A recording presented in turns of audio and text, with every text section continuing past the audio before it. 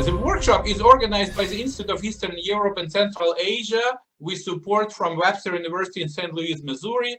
An objective, as you know, for this workshop is to discuss the issues of business research methodology and scientific writings, and what does it take actually to become a publisher, to write a solid article and become published in a peer-reviewed journal. Several technical issues to be discussed before we start presentation. First is that all microphones are muted. Only presenters would be able to speak. However, we will ask you to post your questions in the chat room, and they will be passed to the presenters. One of our panelists and presenter, Dr.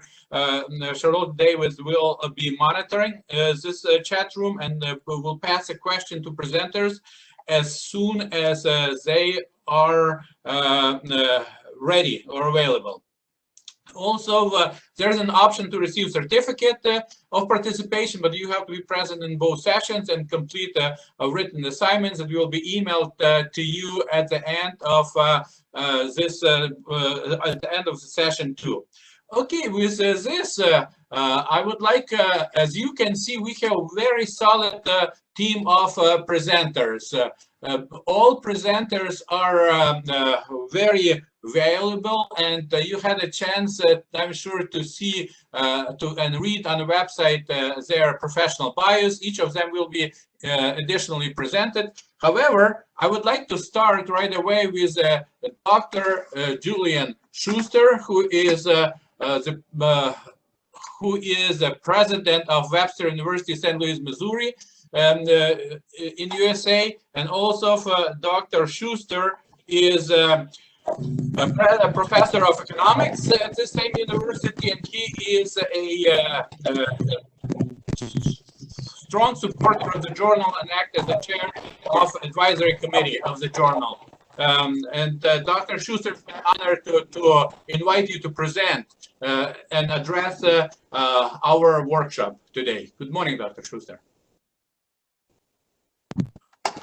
We hope we hear you. Yes, we can hear you, Dr. Schuster. If you can present, please.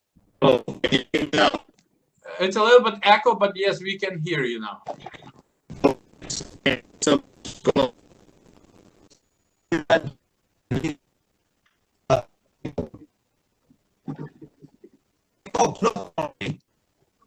Thank you very much, Dr. Schuster. We very much appreciate your welcoming remarks and good words about the work we do all together as a team. Unfortunately, the sound was not the best. It's often happening when we are testing the system and spend so many hours on testing the system, everything works fine. However, now we had some sound issue with this presentation. Anyway, one other thing, we supposed to have the next presenter should be Dr. David Alstrom, but unfortunately Dr.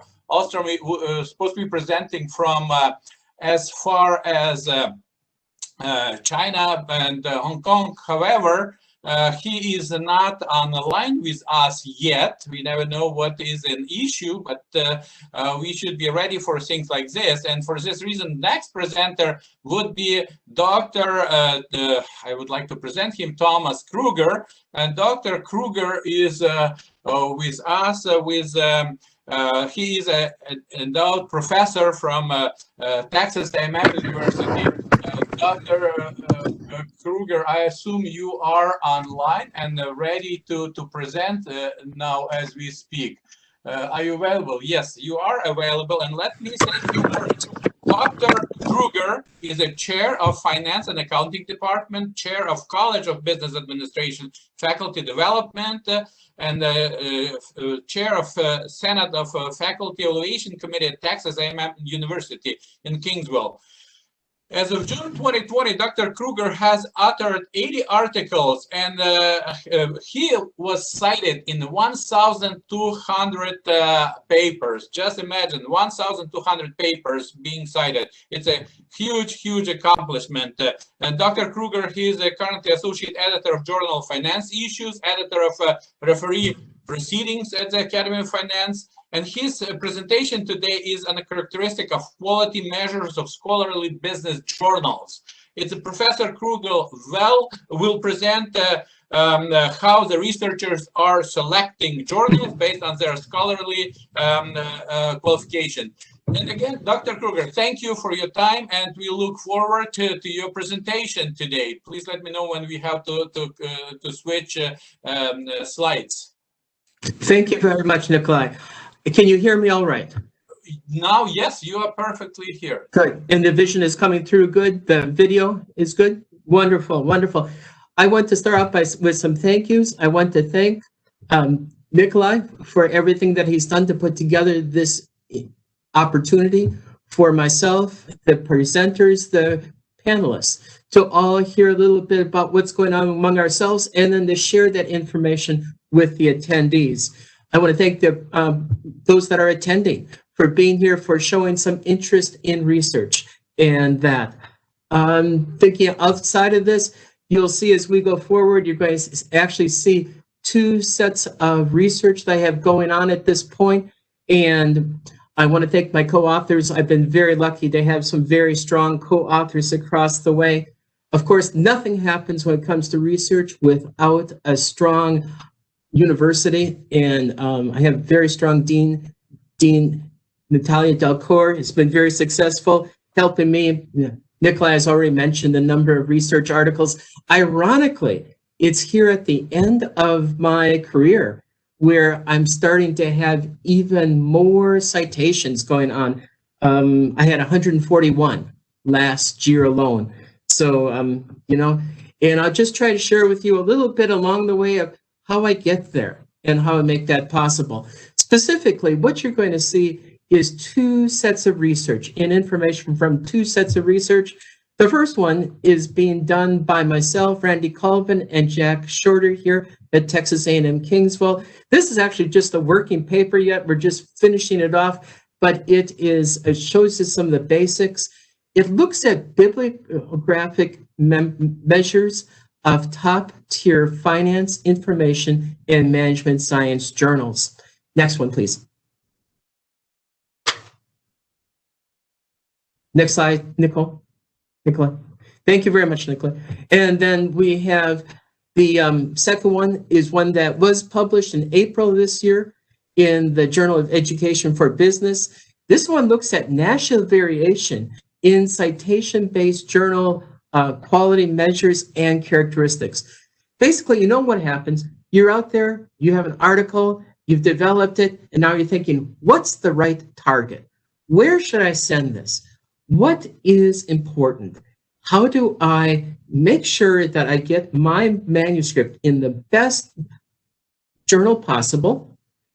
And of course, we all want to get it accepted. So you have all these pieces going on and trying to obtain this goal. What I'm going to be presenting is information across these disciplines and across nations. And so, you know, it has ramifications across all journals. Nonetheless, you might have a journal that's specifically targeted to the research that you're doing right now. It might be retirement funding, or it could be in terms of something in the public relations, and that might be all the better for you. So understand that there's this piece of caution that I want to start off with. Next one, please.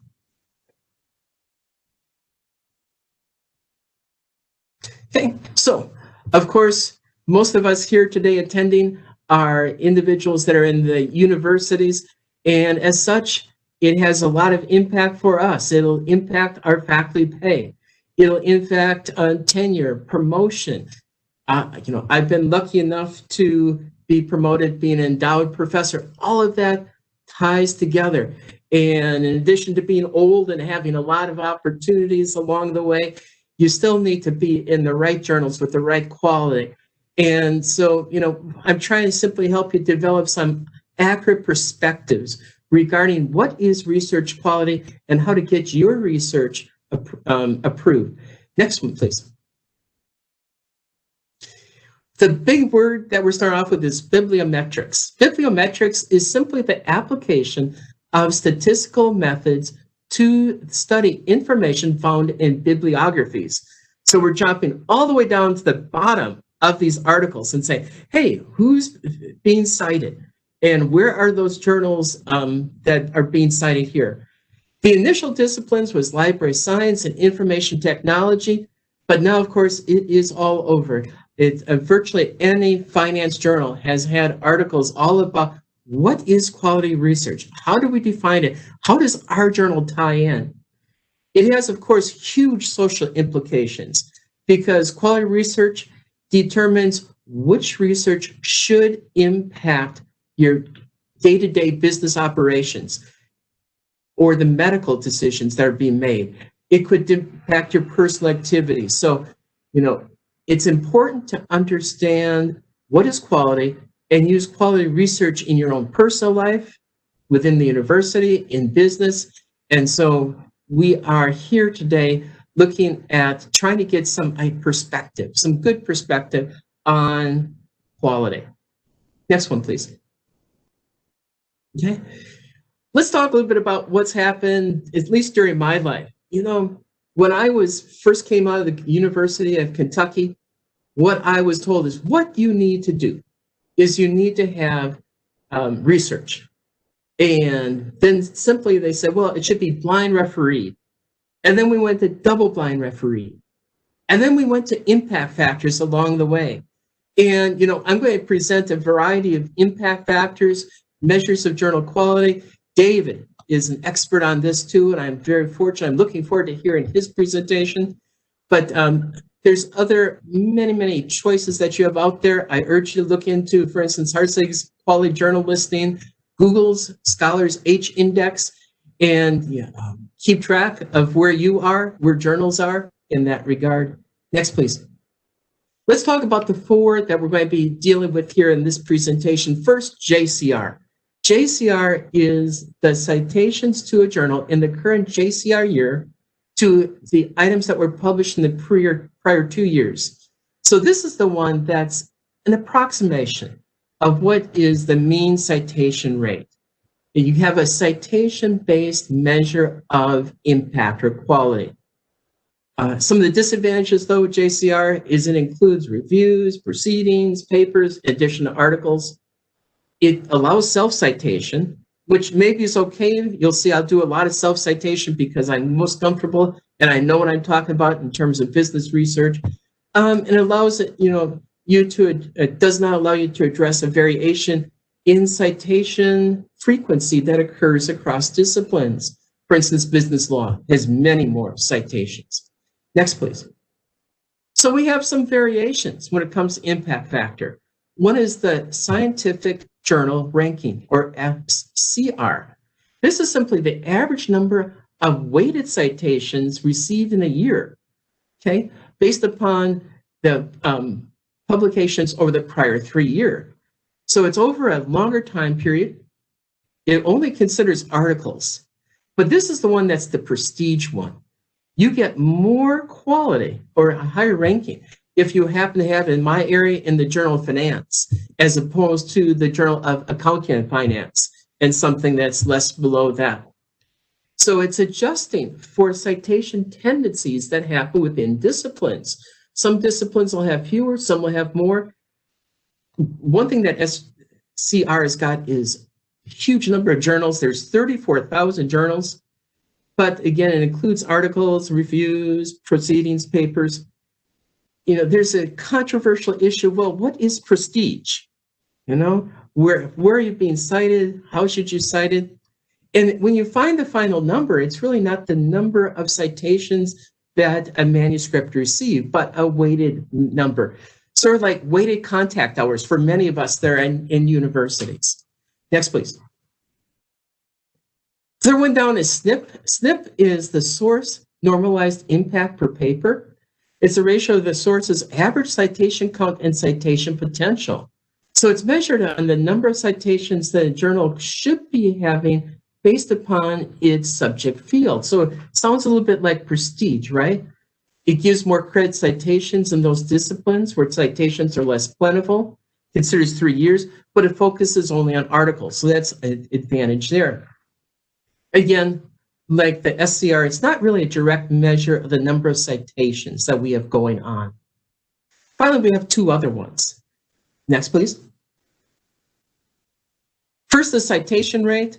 This is the one that I'll be including first. This is in the finance, information systems, and financial science. It's a percentage of the journal articles within one citation year that were cited over the prior 3 years. Basically, it asked the question, what percentage of those articles were cited? It's amazing. Even our top journal in finance doesn't have all the articles cited within 3 years after publication. You know, it just happens that we come across those numbers later in the presentation. CiteScore is the other one that's out there, finance, information systems. This is the accounting, and it's the number of citations received by a journal in 1 year to documents publication 3 prior years, divided by the number of documents indexed in Scopus, so it's a specific area. And so it counts the information that you find in the front in the denominator, okay, which will end up reducing the site score. So site score tends to be a ratio. And so we'll look at this, we'll talk about these as we go forward. Next one, please, Nikolai. Okay. A little bit of some background, give you some insight for where I come from. I started back in 2012 with Dr. Shorter here. We looked at the variation in acceptance rates over time in finance and information systems. Then myself, Dr. Shorter, and Dr. Huff, who I believe is online, added accounting discipline.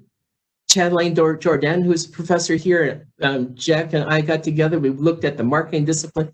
So the good news here for all of you that are participating is, you know, you can cut and divvy up the business area and talk about, for instance, entrepreneurship.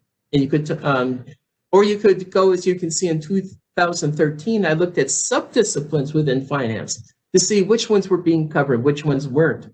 Dr. Shorter went ahead instead and looked at reviews and manuscript lengths and sponsorship of journals and acceptance and publication fees, acceptance rates. After all, you know, those journals have to make a living.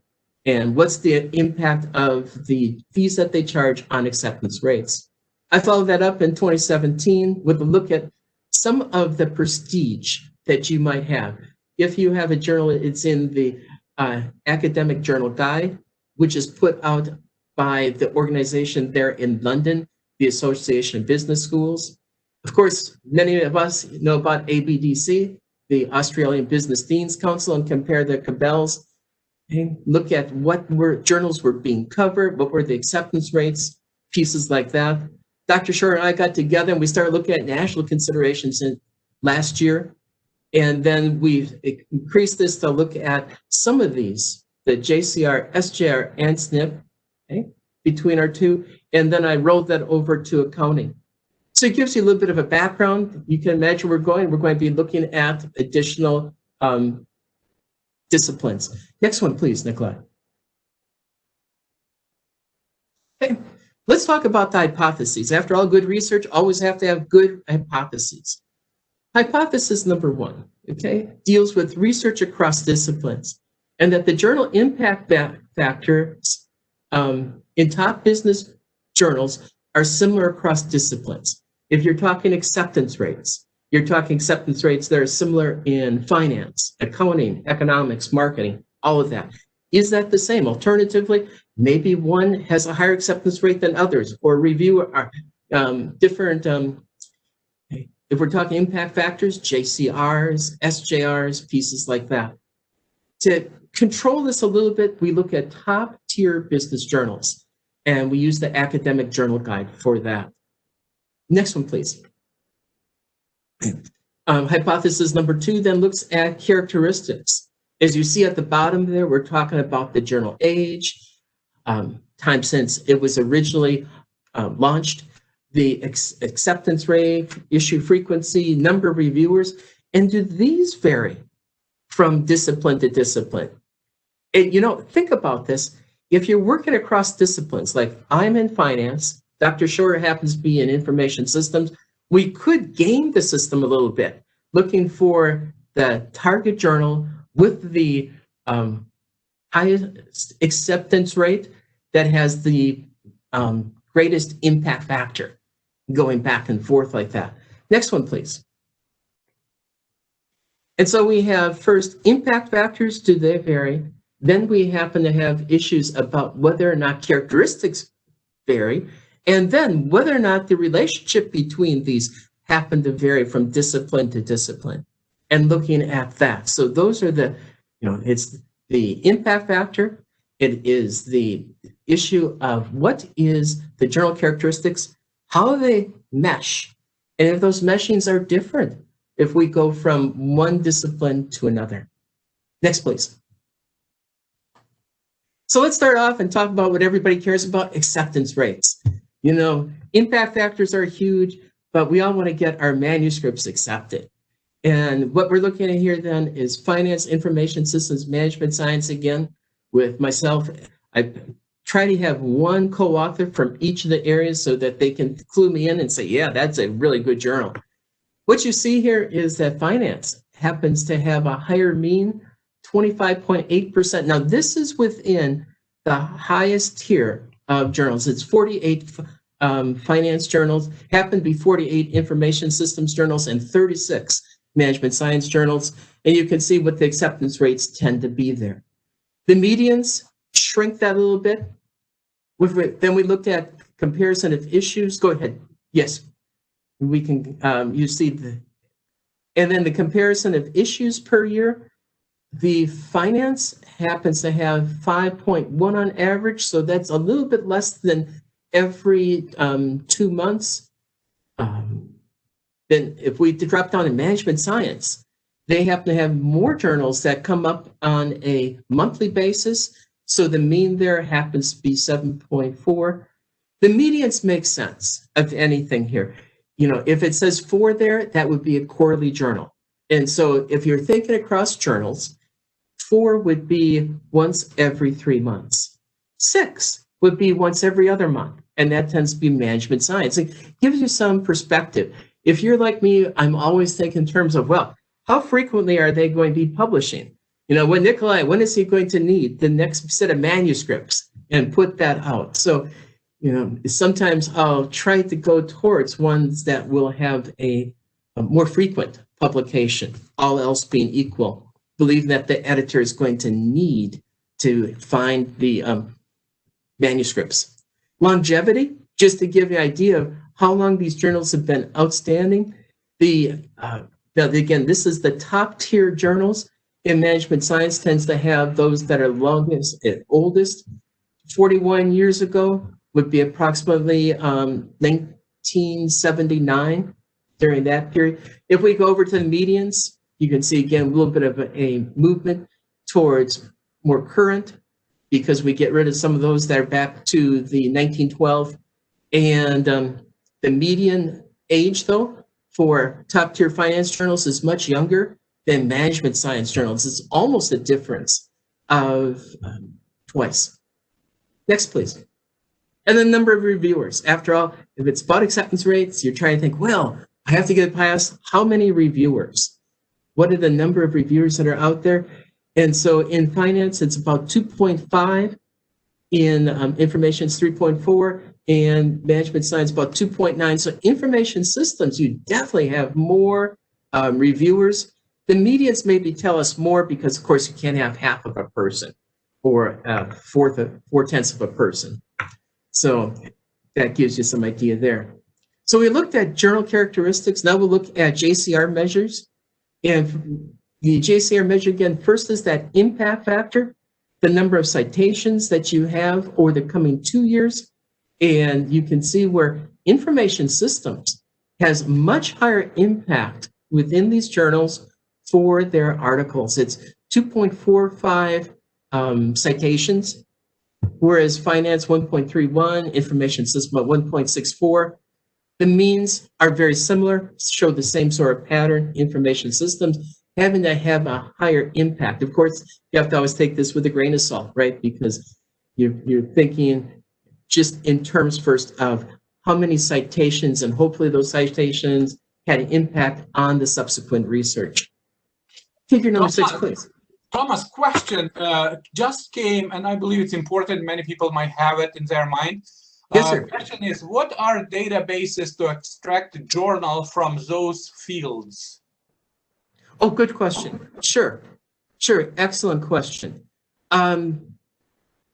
First off, you'll find that SJR, JCR, many of those impact factor publishing groups like Claravat and Thompson will be actually providing information on which this information is based. Sometimes to get acceptance rates, years, we'll go back to Cabell's, we'll go to the journals themselves. So it tends to be a very labor-intensive process. And so with a good research assistant, you can have them in the background helping you out, verifying your numbers, but it tends to be very research, data intensive, as opposed to when I'm doing stock research or mutual fund research, where we can get 4,000 mutual fund data points with just clicking a link. Thank you.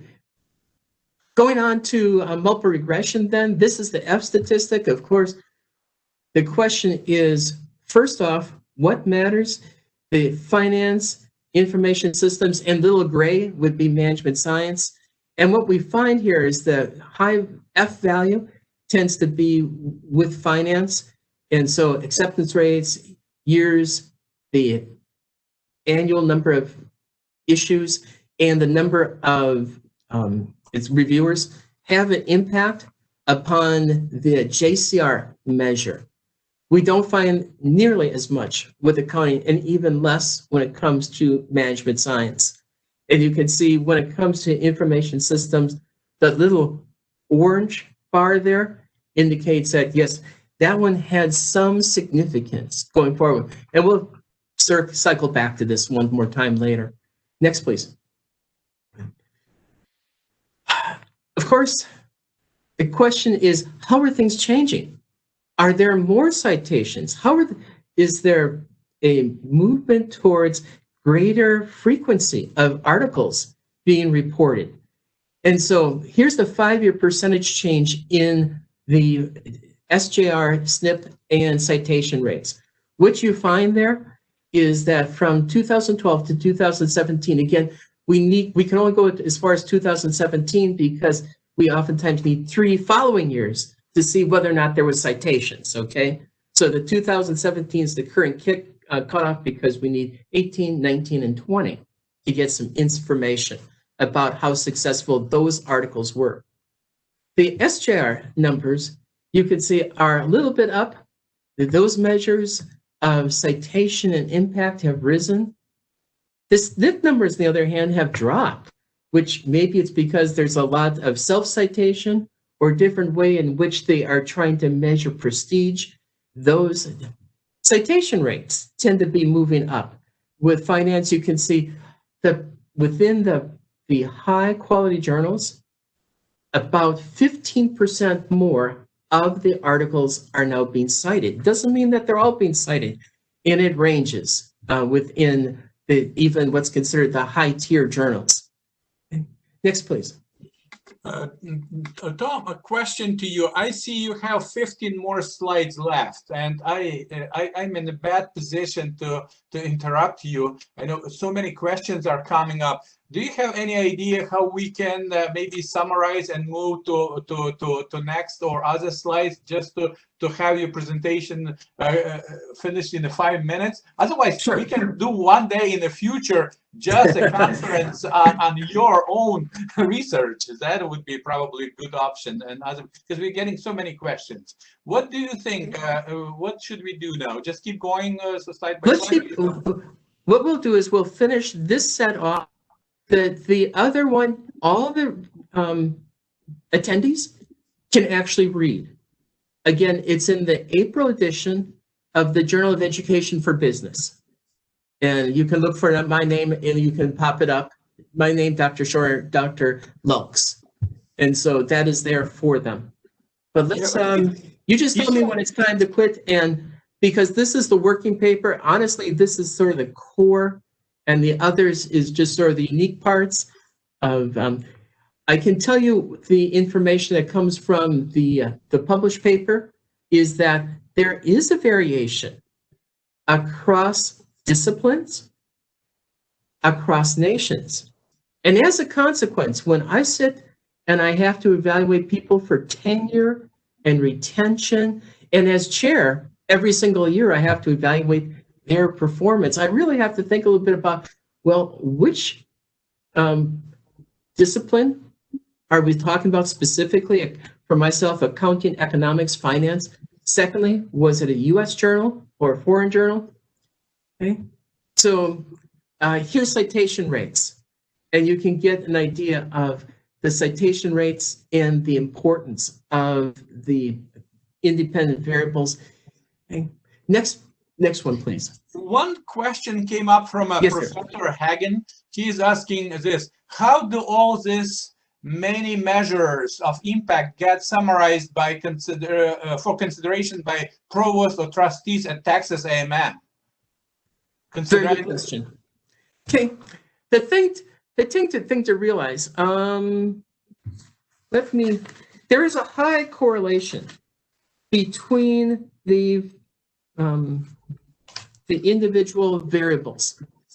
And so table number 1 just gives you an idea of the impact of the different independent variables, journal characteristics, on the measures of quality. And you can see with finance, there tends to be a higher amount. Let's go on to the next one. Okay. And then the second study, again, is perhaps a good place to just to stop and talk a little bit. Okay. When it comes to journal characteristics, and we're talking here acceptance rates and the time since launch, number of reviewers, there is very little correlation. There is, however, quite a bit of correlation between the SJR, the CJR, all of the measures of quality. And that would make sense because they're all based upon citations, prestige.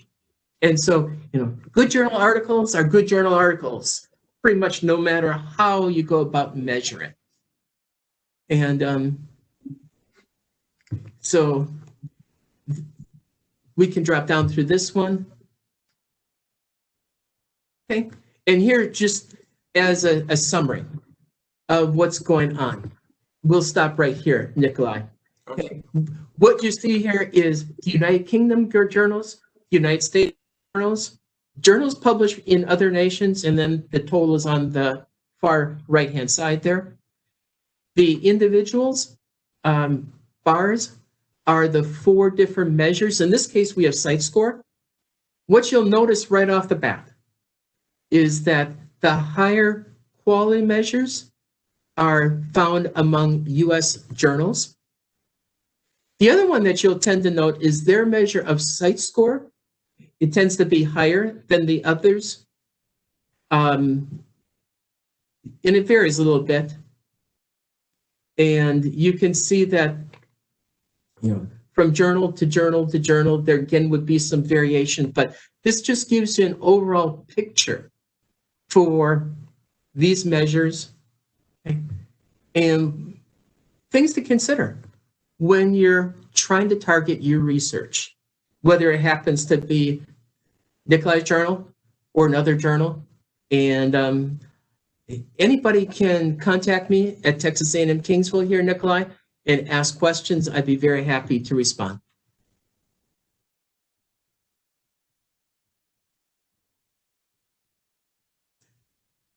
I think you're muted.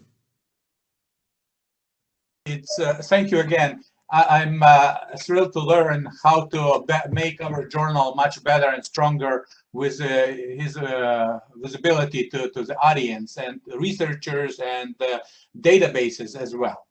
Okay, thank you. And now we're moving to Dr. Ahlstrom from as far as Hong Kong. Dr. David Ahlstrom, welcome on board. And Dr. Ahlstrom is a professor and acting chair of the Department of Management at the Chinese University of Hong Kong. Business School. He has also been named by the Clarivate Analytics, former Thomson Reuters, to the list of highly cited researchers for 3 years, 17, 18, and 2019, as one of the world's top researchers. Hey, from whom else to learn if not from Ahlstrom? Dr. Ahlstrom has published over 150 articles in refereed journals and is currently consulting editor at the Asia Pacific Journal of Management, etc. I should say, including Dr. Ahlstrom is a member of the JEECAR editorial board, and we always appreciate his comments as a peer reviewer. Today, in session 1, he will be presenting and writing clear research questions. And keep in mind that Dr. Ahlstrom is presenting today and next session on Thursday as well to continue. I just would like to quote, before Dr. Ahlstrom starts, I would like to quote his phrase that he wrote to me. He said this: "A good paper often provides a clear and answerable research question in the first paragraph, and if possible in the first sentence, or even in the paper's of title." Just good advice. Thank you, Dr. Ahlstrom. Every time when I receive article, I definitely read first the title and then I see what the paper is about. If we don't see it's a clear stated in abstract or even in the first paper of discussion, then papers is not considered any longer. Moving forward, again, welcome to your presentation. Thank you for being with us today. You are all set, David. Thank you, Nikolai. Can you hear me okay? Yes, we can, please. Great. Okay. Thank you. I'm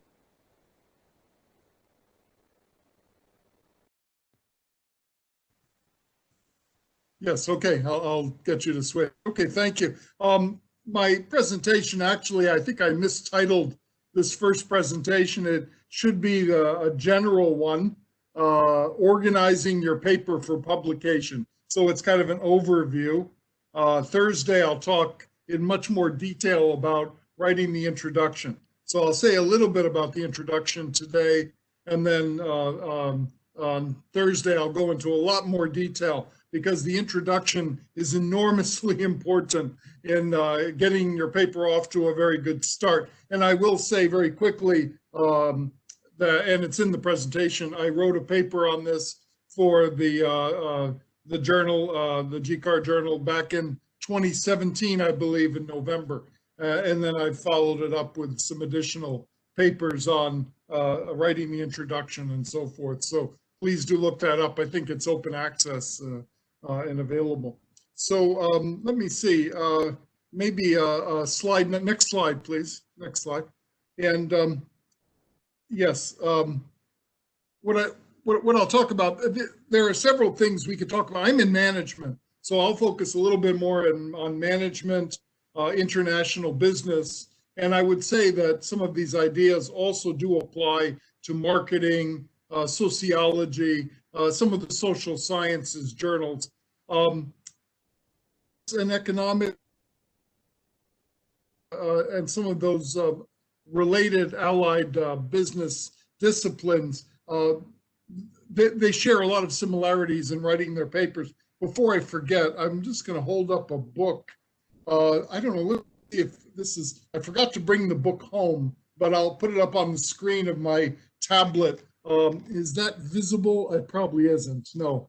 Can you see that? It says how to get published in the best management journals. You kind of can see the book. Okay. By a fellow named Mike Wright, a very famous longtime scholar. Why I just hold that book up right now, if you're in economics or finance, there are two very good articles in that book comparing the difference between writing in management and writing in finance, or writing a management paper and writing an economics paper. So if you get a chance, look that book up, How to Get Published in the Best Management Journals by Mike Wright, W-R-I-G-H-T. Excellent book and a lot of very good book chapters in there. Okay, let me go back to my presentation. There are several things we could talk about. Today, I'm just going to focus on basically number 4, which is kind of starting and organizing your paper. Number 4 on the slide there. There's a lot of other things that will be discussed, I imagine, the next couple of days in terms of methods and other things, and designing studies and so forth.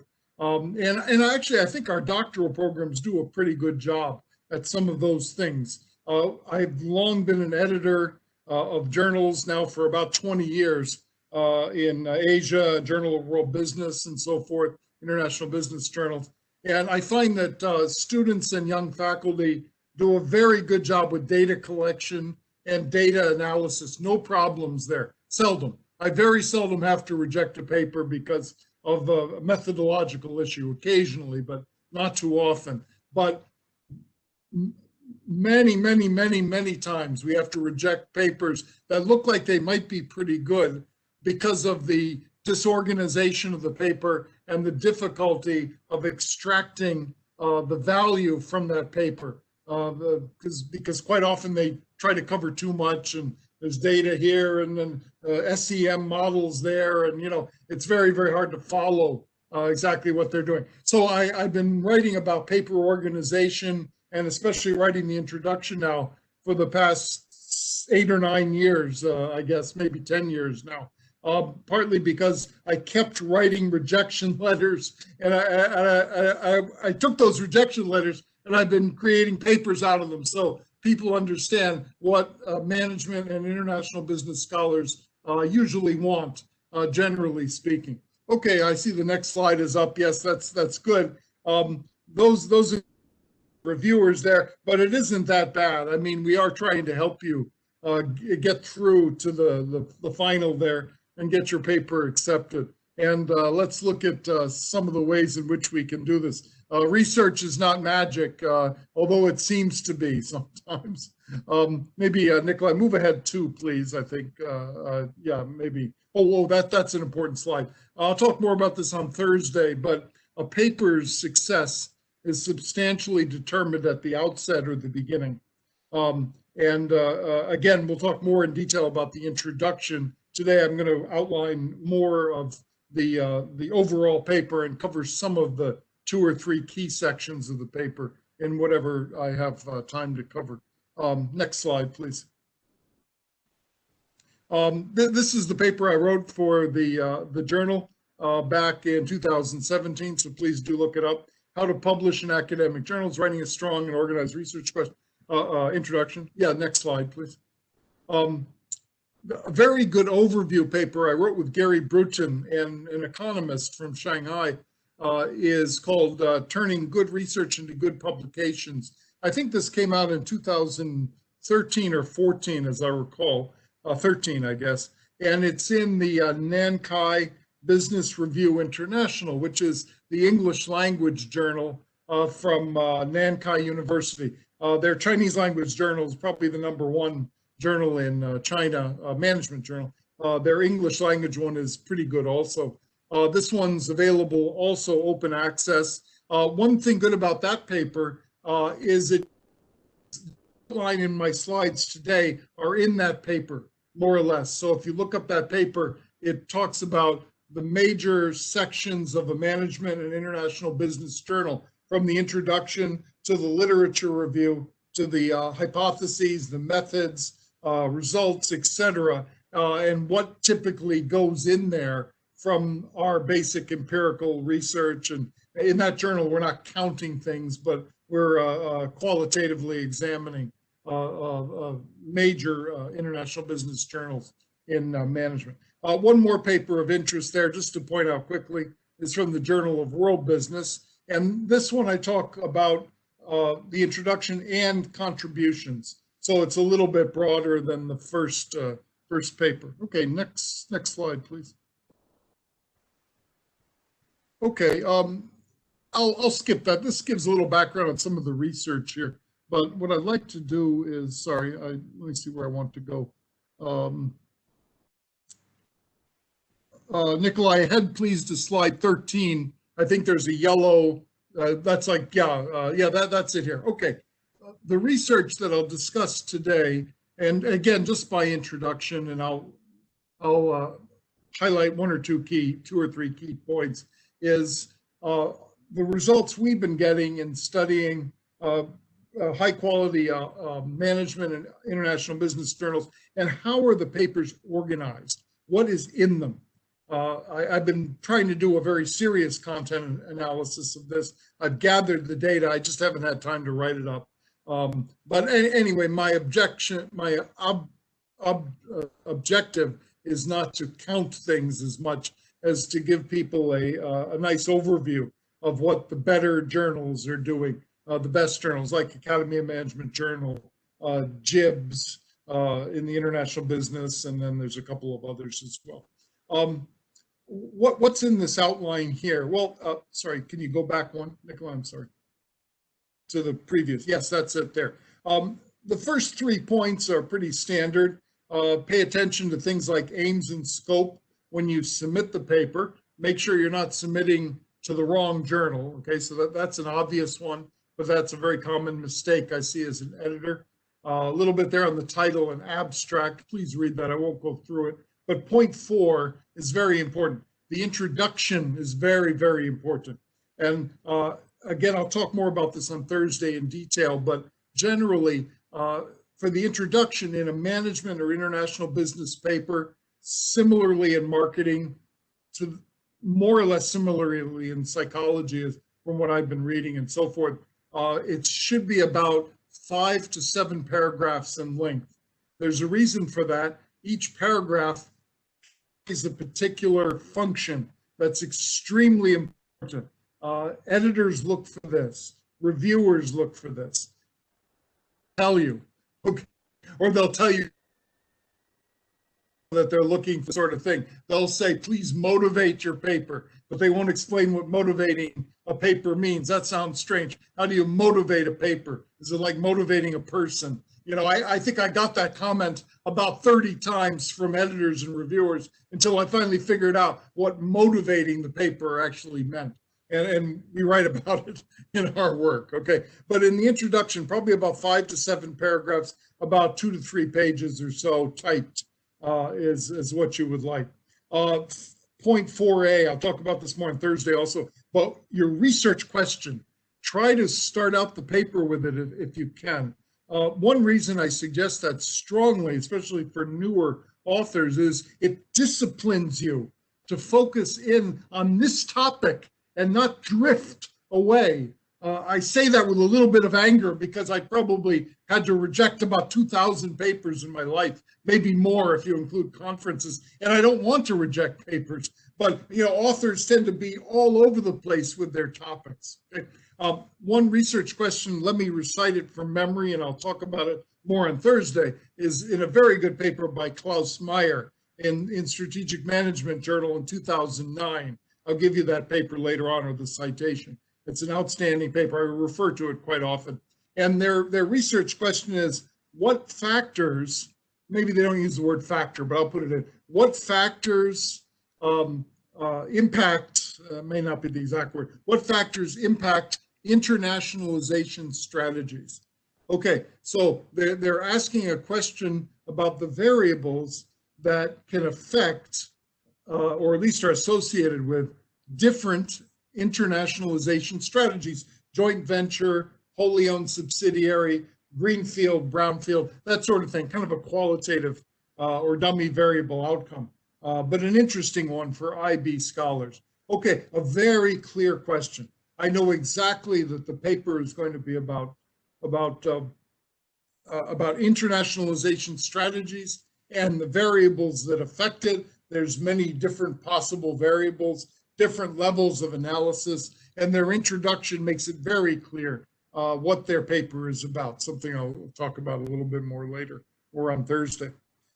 So what is your research question? Secondly, 4B, situate your paper in the past literature. This is the step that I believe, and I should count this someday in the rejected papers, but this is the step that gets skipped more often than any other one I notice as an editor and reviewer and a conference chair and so forth, where people say, I want to write about, you know, internationalization, or I want to write about social influence or something, to think of an OB type paper, you know, and then they start to say something like this. not much research has been done on this topic in China, for example. Okay, I review a lot of Asia papers, right? And so then they start to tell me about their paper. Okay, now when they have done that, they have skipped step 4B, which is a very, very, very important step, which says what other research has been done on your topic. You have got to tell the editor and the reviewers that point, so they can see where your paper potentially adds to that literature. Okay, which you're going to tell them later in the introduction, in the contributions of your introduction. Okay, but don't skip that step, and please try to avoid the sentence "not much research has been done." That is almost always wrong. Okay, unless you really have an exploratory topic, which is rare in my experience, unfortunately, because I think exploratory topics are very interesting.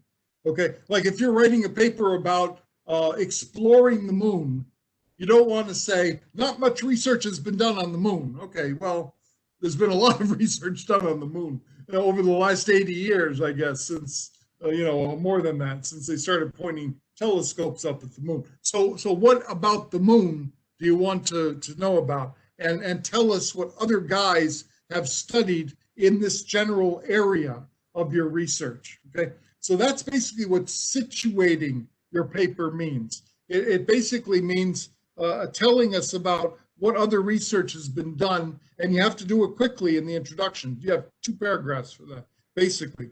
I'll go into more detail on some of this on Thursday, but in the introduction, you often have some limited brief hypotheses in your research design mentioned, and then the last part of your introduction, the contributions of your paper.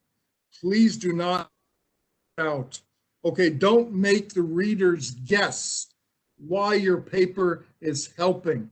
Okay, and what is a contribution? I write about that a little bit, a lot, not a lot. I need to write about it more, but it's in the Journal of World Business article. It is in that book by Mike Wright, I pointed out, where people talk about contributions, and I provide a lot of citations on where you can look that up. We do not have a good systematic paper on contributions, but yet this is something that editors put up near the top of what they would like to see from a paper, that the paper is making contributions. Briefly, what is a contribution? It's after you have done your paper, what do we know now more that we didn't know before, in simple terms, okay? So the results of your paper, the analysis of the paper, what has it explained or illuminated more clearly that we didn't know before? And this is very important. You've got to contribute specifically to something. You contribute to theory, for example. That's often necessary in the management and international business areas. I would say also in many of the other allied social sciences. In management and international business, we're probably more strict on that than other areas, okay? So please don't write, we are contributing to the literature. Don't contribute to the literature. Contribute to theory. What theory?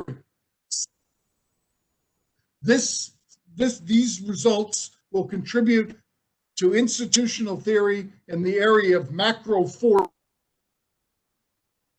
Okay, Mike Klaus Meyer in their paper beautifully. Okay, so theory contributing to. In the introduction, you don't have to say everything, but you need to give us something on that.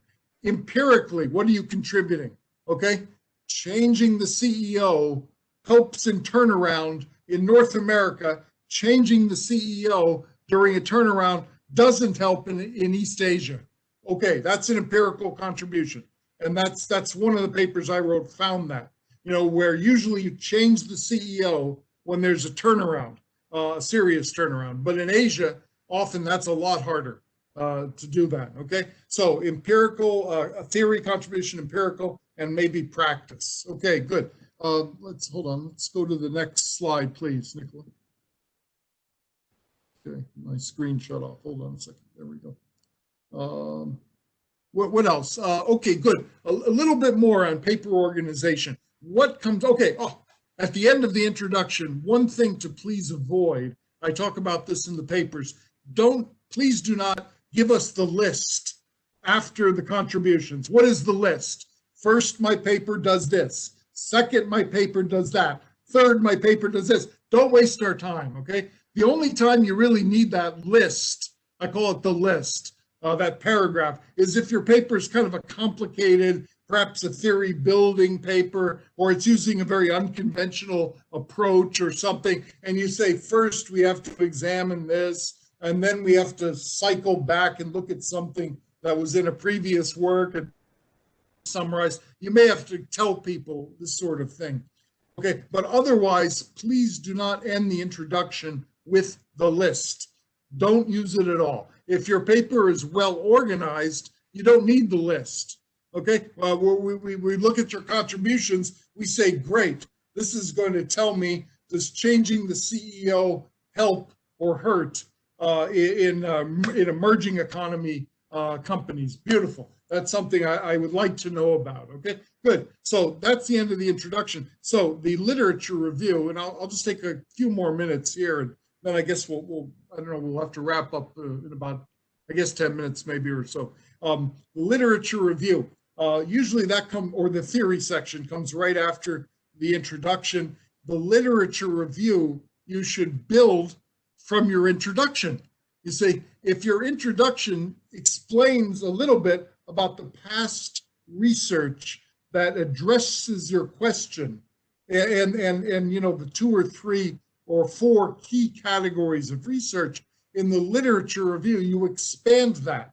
You say, okay, let's talk about institutional theory, or here, I've been working on economic growth lately. Let's talk about economic growth literature. There's been some writing about geography. There's been some writing about railroads and coal. There's been some writing about capital, capital, building up capital, building up gold, building up assets. And none of those 3 are very satisfactory, according to the recent theories in growth. So here's now what we're doing. Here's our hypotheses. So a good literature review will cover those things in some detail, paragraph, paragraph, paragraph, paragraph. And at the end, it will say, it's not enough.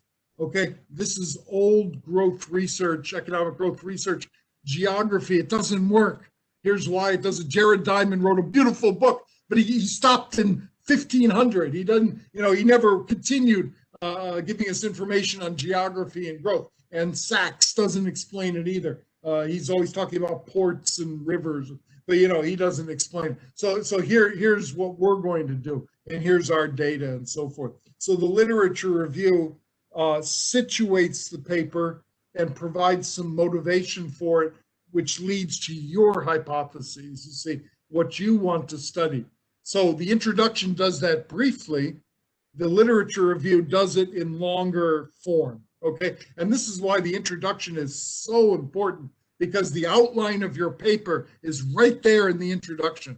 If you write the introduction carefully, and the people who can do this, I watch them do an introduction. They spend an hour on the research question with their students on the board, and they're saying, what about this question? No, that's a little bit too, let's change it a bit. Let's a new variable or something. Yeah, let's see about this. And what research has been done on this question in this general area. Okay, so question came on our chat room. Just actually, this is 2 questions from 2 separate professors. First one says this: normally each journal has their own format that we need to follow, and most of them have a methodology session. Is it compulsory to include explain methodology part in the introduction session? Okay, question about introduction methodology. And second question, can I answer that first, Nicola? Yes, go ahead. Yeah, I think yes, I think the journal says don't say anything about methods in the introduction, then listen to them. And I know certain areas of management, not management, but allied social sciences, they don't like you to have too much detail in the introduction. I'm thinking of the operations management literature, which I don't know very well, but I've been told this by operations management people. However, what I suggest strongly, if you want to submit to management or IB, international business, look at the journal and see what they have. When I say methods, you just mention it briefly, you know, because when I get a paper and they say we're going to do all these great things, here's the hypothesis, you know, and they mention that in the introduction, I say, great, how are you going to do it? Is this going to be a big empirical study? Is it going to be a comparative case study? Are you using some micro methods or mixed multi-level? You know, you mention those things and perhaps mention the data source, maybe 3 sentences, maybe 4 at the most. That's a very common practice, but I would say check the journal. Okay, check the journal. Now, as far as format and formatting, one thing, but this sort of paper organization order, it's not a rule or anything. I'm saying it's very common in the very good management journals. You'll see this pattern over and over again, half the time, I would say. That's you know, I can count the numbers eventually. I will, but that's what you see. Okay, thank you, Professor. And question number 2: what is your view on self-citation? Self-citation, even in the same article, to the same journal, sometimes we cite articles that we already published in the same journal in a new article. I don't have any problem with it. I think we have to be a little careful. I mean, you know, if they see, you know, I don't know what number would be appropriate or not, but you know, I think there's some things that you have written, like I was reading another paper on this topic. I have to cite myself. I mean, me and Mike, and, you know, a handful of others, some of the AMJ editors and all. There's not that many people that have written about contributions, introductions, paper organization. So I am going to cite myself. Also, I want to let people know what other useful material is out there, because my papers are not exactly the same. You know, like just now I mentioned one overview paper, one introduction type paper, and another one that has introduction and contributions. I want to let people know about those things. So I don't worry about self-citation that much, as long as it's not, you know, you don't go too far. I mean, you know, just a few is okay, I think. Okay, just recently our journal received an article that was heavily loaded with material from dissertations that already was published by university. Would it be appropriate to have part of the dissertation used in an article without citation? So a portion of the dissertation was changed just a bit, and it was an article. So submitted an article that borrowed heavily from the citation, the dissertation. That could be a problem, you know, because the dissertation is considered published usually. I think you'd have to make some changes to that. If it's reasonably close, I personally, I don't think anyone would question that too much, because a lot of dissertation papers submit it, but I still would make changes to it. I wouldn't want it to be exactly the same. Okay, please keep going with the presentation. Maybe we have more questions coming up, and okay. Here is next slide. Okay, good. Do I have about 10 more minutes? Is that all? 10 more minutes, please. 10 more minutes. Okay, just a few more things then. Good. After, just to continue the paper organization, and please do get these slides if Nikolai can provide them, because you're welcome to it. This outline, they're a little rough, but the outline might be helpful. And then look at the non-Chi paper.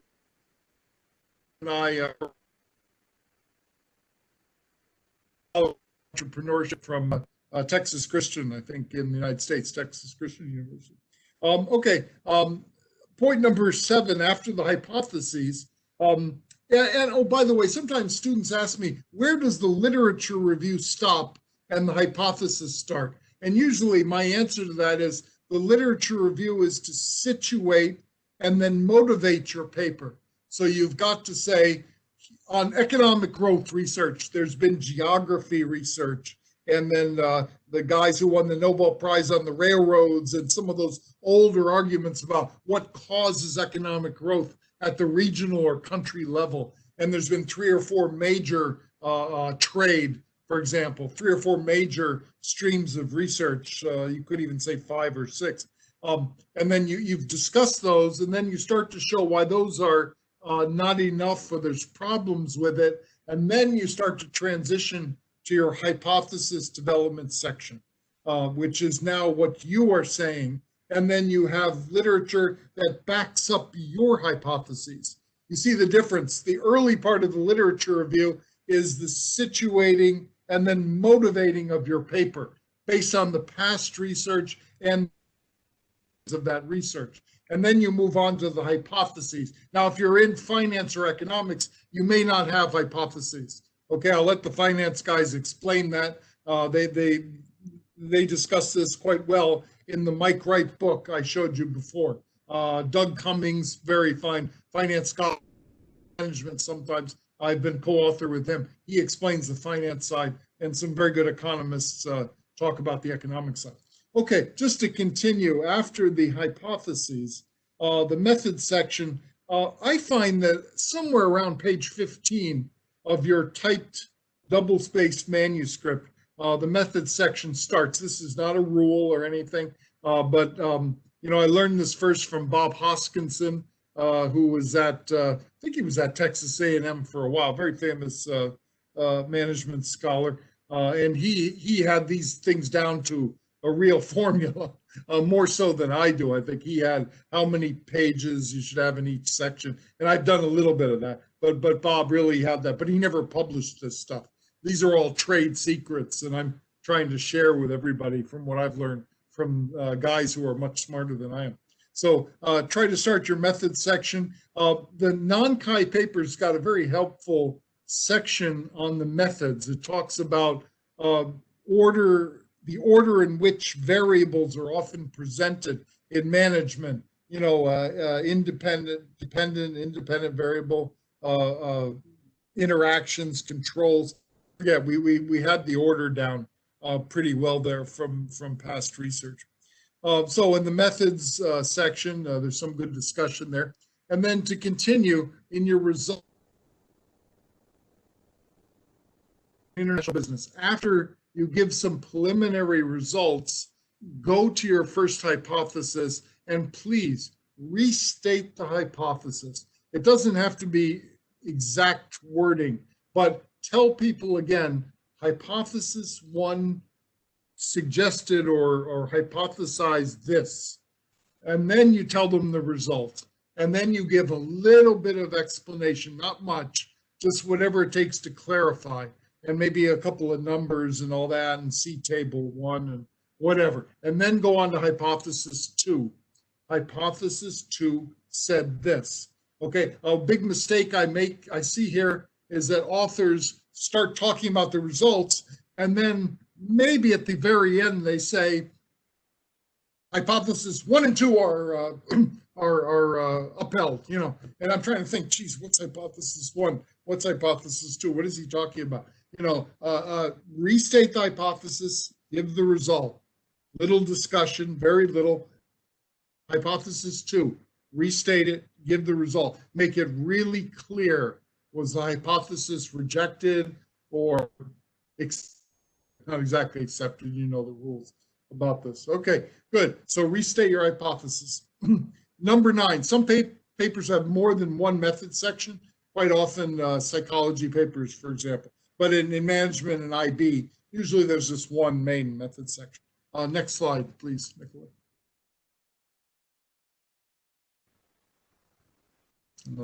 Yes. Just a few more. It will be your last slide. Yeah, no problem.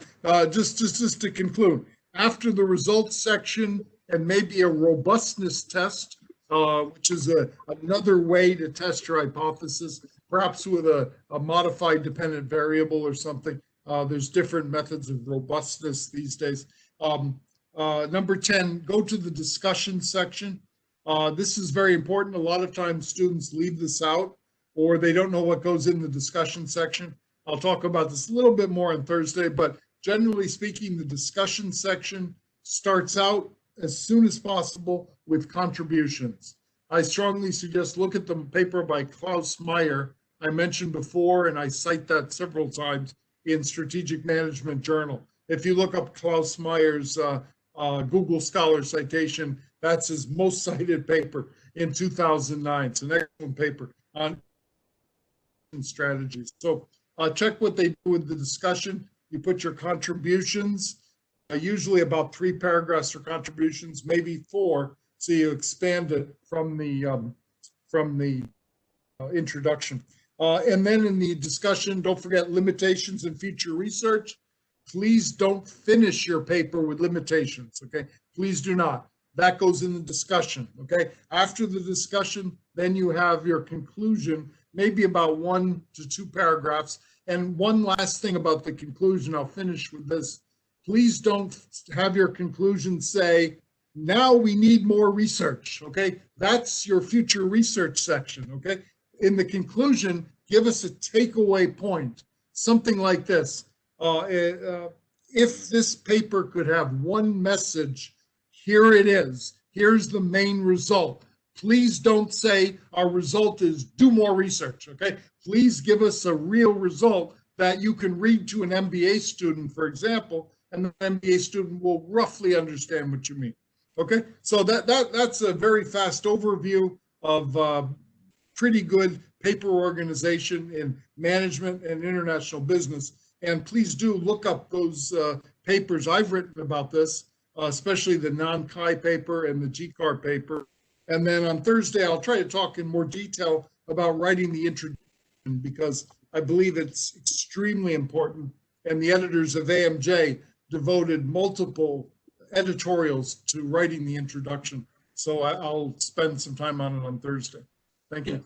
Thank you very much, David. And also, I would like to mention we received many questions to you in the chat room. Would be impossible to even to ask all of them. What I will do, I will forward to you at the end of this session today all those questions, and you will have a chance to address them or answer, maybe group them in your next Thursday presentation. Okay? Yes, and if people would like to send me emails also and copy those questions in, I'll do my best to answer those all also. I'll be glad to do that. Absolutely. Absolutely. With this, I would like to move forward to our next speaker, presenter. It's Associate Professor Dr. Sroka. He is a member of the Management Department of WSB University in Poland, city Dubrowa Górnicza. He is also an extraordinary professor of Webster University in South Africa. At this time, before we move to Dr. I would like to turn off Dr. David off. Okay, continue. Dr. Sroka is editor-in-chief and deputy editor of chief of a couple journals. He is highly published in European journals as well. He is a CEO of medium-sized engineering company.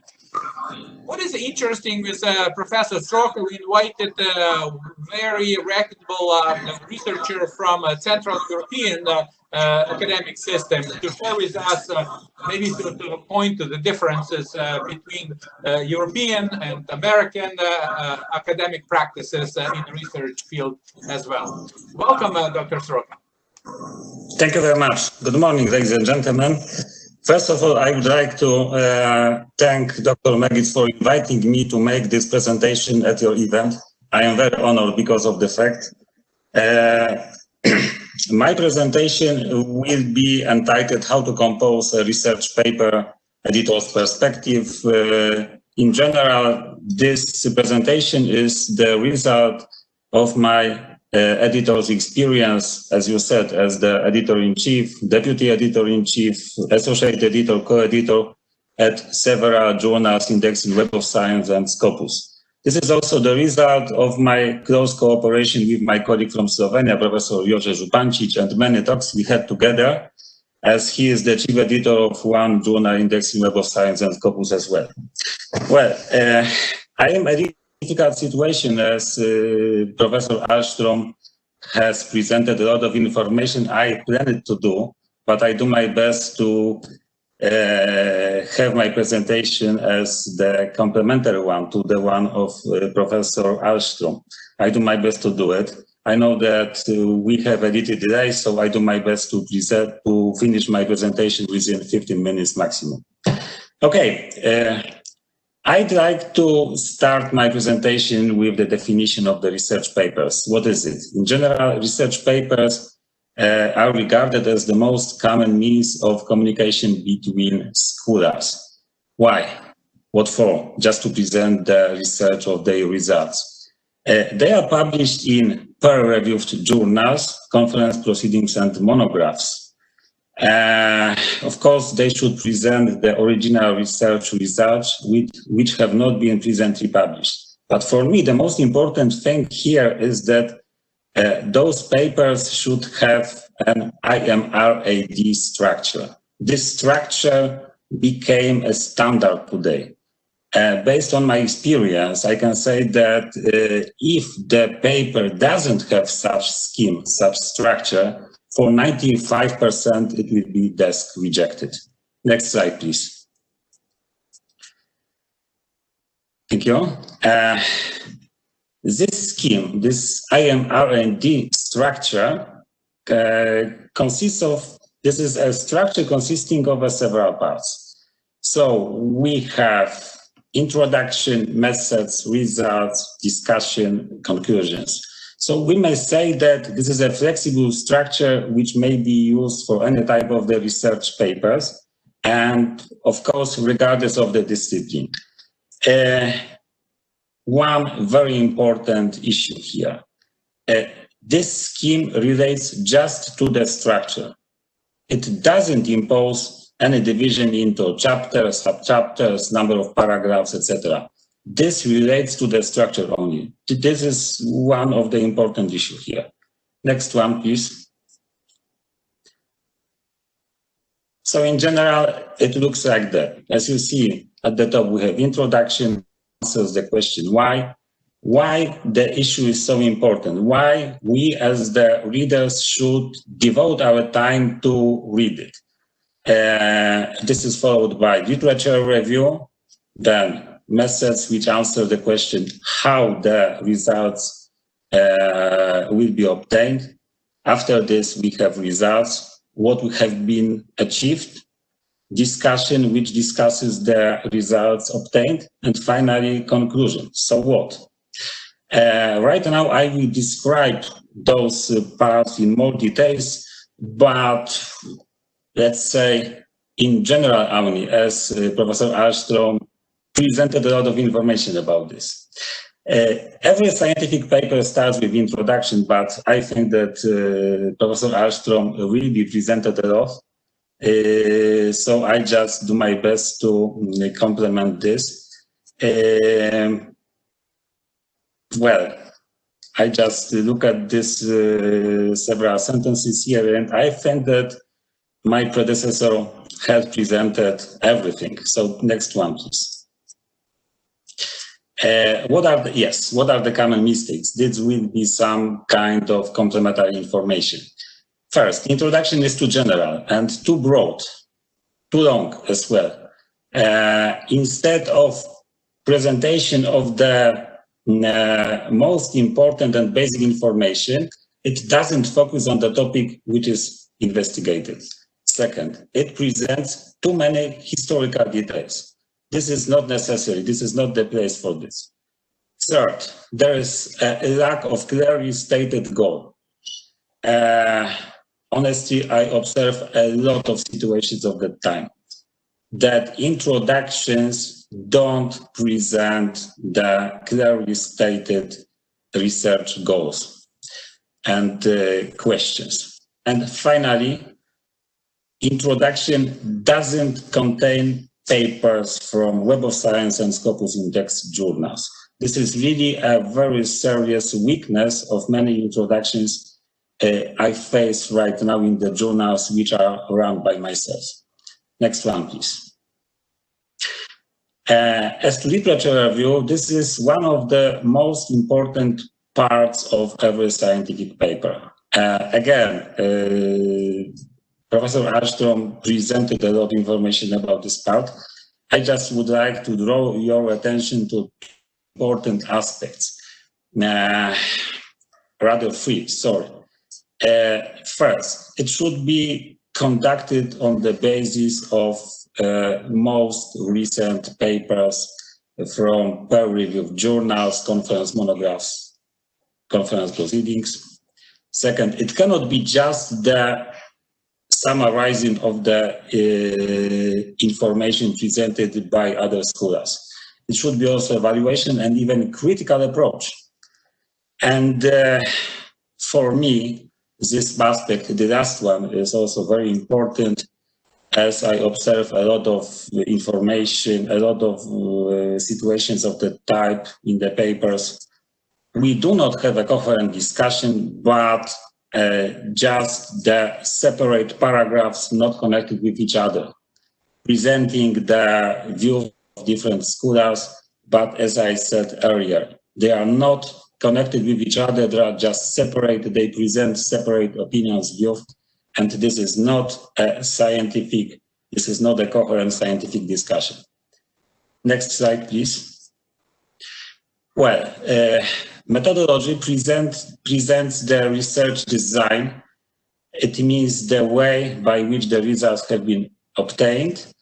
My experience shows that reviewers usually request a lot of information about methodology. So we should do our best to give them as much information as possible. So we should provide enough details, methods of data analysis, and so on, as much as possible about the sample, how the data were obtained, etc. As I always observe such cases in the papers which are submitted to journals run by me. Okay, next slide, please. As to the results, this is really a central part of the paper. The results should be presented in a logical way, usually in the order of research questions or hypotheses. One important issue, it is not necessary to repeat the information given in the tables and then in the text. This is not necessary. Of course, I am not talking about, let's say, some additional information, some explanation, etc. I am just talking about the same information to be presented in the tables and in the text. Well, as always, there are some common mistakes here. For example, instead of results, we have presentation of methods. Second, we have presentation of data for which methods have not been presented. Then, interpretation of the results. This is not the place for those information. It should be done in introduction, in the discussion section. For me, I always recommend the following. Please be careful with utilization of words or sentences like significant, unique, original, exceptional. Much better is to use something like to the best knowledge of us or to my best knowledge, etc. My experience shows that reviewers don't like such words. As to discussion, I must say that many scholars don't know how to write this part properly. This is the place for interpretation of the results, for implications, presentation of the significance of the results, reference to other scholars, etc. And as you see, I bolded here the last bullet. It should refer to the research results of other scholars. So comparison, whether our research are in line or maybe in contrast with the research of other colleagues. Conclusion, again, this is also underestimated section. Many people, many scholars don't know how to write this. Instead of a coherent discussion, instead of a brief summarizing of the main results, adding opinion and a broader comments of the results, this is just the trivial presentation or even repetition of the text from the introduction. I also claim that we should include all the limitations. I know some views that it is not the best place for this, that we shouldn't do it, but I think that instead of that, it will not weaken our research, but on the contrary, it will improve our credibility. And finally, we should also present the future directions of our research. For example, incompletely answered questions. Usually, of course, it derives from limitations. Next one. Well, common mistakes. As I said one moment ago, repetition of the research results. No, this is not necessary. History. Again, it should be rather presented in introductory section, in introduction. Conclusions which are not based on research results. Again, this is a commonly observed mistake made especially by young scholars. Unreasonable generalization of results. Discussion of weaknesses. What for? We are giving the, let's say, bullets to the reviewers. It is not necessary to discuss the weaknesses of our paper. Too many and too strong superlatives, something like, with this paper, the literature gap was fulfilled, or unique and first model combining. No, again, reviewers don't like such sentences. And repetition of information presented in introduction. What I observe in many papers submitted to the journals, that conclusions are really very trivial.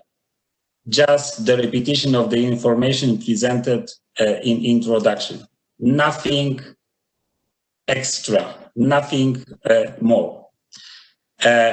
Title briefly summarizes the topic of the research. It should be short, informative, well-readable, easy to understand, easy searchable by person or by the computer. Please remember that the better title is formulated. Could you please go back? Thank you. No, back to the title. Thank you. We must remember that title. We must remember that the title is the first contact of the reader with our paper. So it means that the better the title is formulated, the higher chance that the paper will be read and maybe, who knows, cited. No, we are at the beginning. Okay. We can go to the next one. Abstract. I think that Professor Armstrong gave a lot of information about the abstract, so we should go to language. Well, if you want or not, English has become the standard for our research papers. I just give you one example. Poland, 40 million of population country in the Central Europe. In Polish language, this is maybe 0.5% of the literature. In case of English language, this is 80%. So this is a big difference. Polish, Czech, Slovak, even German and French are regarded as the local languages. So if you want to publish your papers in Web of Science and Scopus Index journals, you have to publish in English. And English literature is really a must. This is necessary. In case of my journal, which was established by my university several years ago, from the very beginning, we assumed that it will be done in English. In some cases, I know journals which started in local languages, for example, Polish, Czech, and so on. And after some time, they decided to change this. In our case, from the very beginning, we assumed that it will be English. Of course, before submission to any journal, the paper should be proofread by the native speaker. This is really a standard, and if you do not want the paper to be rejected, we should do it. What are the common flaws in case of research papers? First, the paper doesn't have IMRAD structure. As I said at the beginning, if the paper doesn't have such scheme for 95%, maybe even more, it will be just rejected. It will be even not sent to the potential reviewers. Second, the paper deviates from the structure. For example, the text which should be done in introduction is presented in the discussion or conclusion. There is no clearly presented goal and research questions. Again, such mistake is also very frequently observed in the papers. Discussion goes sometimes far beyond the research results. Too little or even no discussion. And this is very difficult to understand the paper because English language is very, very poor. Next one, please. Question to you, Professor Stroka. Our time is running away slowly, and automatically we'll shut in the 3 minutes. A question: what can we do with presentation in 2 minutes to wrap it up? Would it be possible? Yes, of course, because as far as I remember, this is probably the last slide. Okay. The next one. Yeah, exactly. This is the. you have more time. No. This is the last one. Yeah. I would recommend especially young scholar, to ask her colleague to look at the paper from the point of view of the critical reviewer. It will always be very helpful because such a friendly person can help the author to improve the paper. This is really very, very important. Thank you very much, dear professor. Thank you very much, all participants. If you have any questions, I do my best to answer them. And of course, I am at your disposal at the chat and on my email. Thanks. Questions that I just pop up in the front says, how about the recommendation? Where about I put it? Recommendations. Sorry? Could you please? How about the recommendations? Where should I put them? Where to write the recommendation part? It should be in discussion, in conclusion, in the research and methods, introduction. Yeah, absolutely. For me, it should be done in conclusions. Okay. Okay, thank you very much. And with this one, our session will conclude. And for today, next one is Thursday, today's same time as today. However, I would like to remind everybody, please click on session 2 registration. Should be a separate registration for session 2. Okay, because I see many people register for session 1, but not session 2. But please register for session 2 as well. And with this, thank you so much. And this session is concluded. Recording for both sessions will be available and provided to you at the end of session 2. Thank you so much.